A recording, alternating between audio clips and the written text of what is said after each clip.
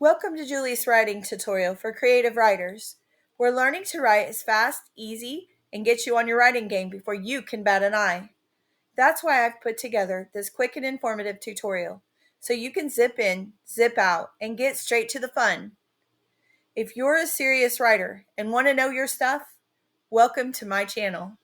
I'm Julianne, and this is lesson number 3 about pacing. Pacing is the speed or tempo at which a story progresses. It is the narrative rhythm that affects the mood, tension, and emotional impact a story has on its reader.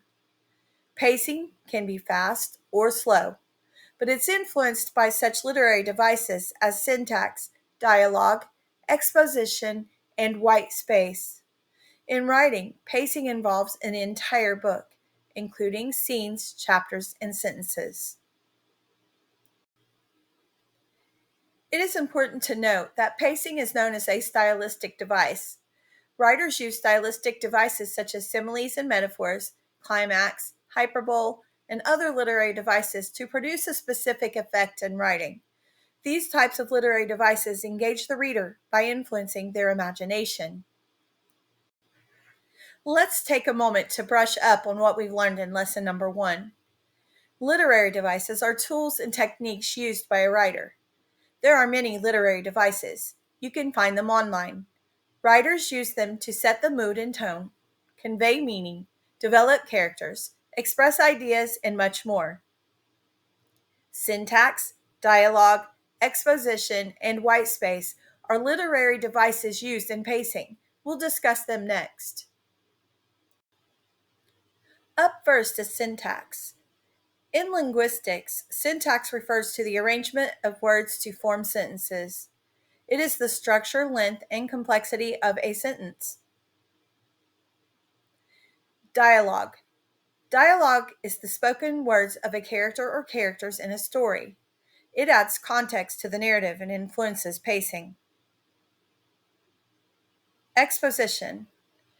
Exposition is the background information conveyed to a reader about the setting, characters, and events in a story or book. And then there is white space. In writing, white space improves readability and engagement with the reader. It is the empty space around and between lines, characters, and paragraphs. If there is not enough white space, it's difficult for readers to keep their place. If there's too much, writing looks unprofessional. Now let's get back to pacing. Pacing determines how quickly the events in a story unfold. The development of characters, the theme of a story, and narrative tension are all affected by pacing.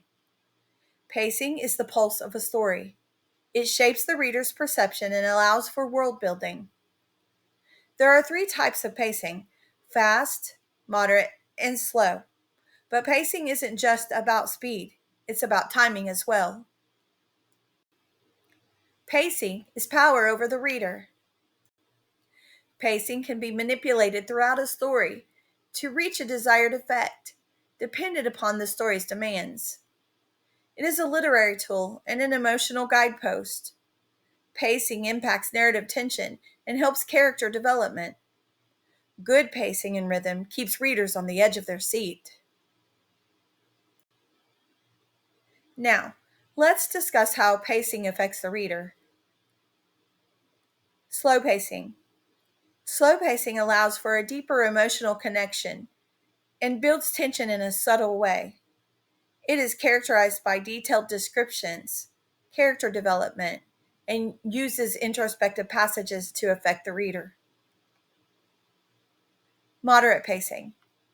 Moderate pacing is a combination of fast and slow pacing in a story. It piques a reader's interest and allows for character development and time for exploration of the setting. Fast pacing. Fast pacing engages the reader and creates excitement with rapid dialogues, action, and the use of events. A writer can learn to control their narrative pace with these techniques. Number 1 is timing. Manipulate real time by the use of summaries or even flashbacks. Number 2, Sentence lengths. The use of short sentences will increase narrative tension, while long ones slow down the pace.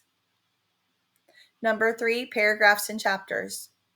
Paragraphs and chapters that are short will accelerate the pace, while lengthy paragraphs and chapters slow down the pace.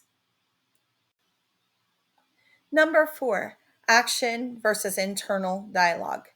To speed up the pace, use action in dialogues. To slow down the pace, use introspection and internal dialogue. And number 5, details and descriptions. Detailed descriptions slows the pace and bring actions to a halt. Using minimal details in your writing will speed up the pace. There's one thing that all writers should know. That is the downside of pacing. If you use fast pace too much, it can make your readers feel rushed. Using too much slow pace in your writing will make your readers lose interest. It is important to keep a good balance. That is essential.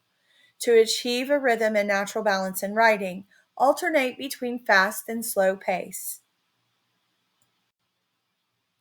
I hope you enjoyed your video on pacing. Please, if you feel this video has been helpful, like and subscribe now. Thank you. Happy writing!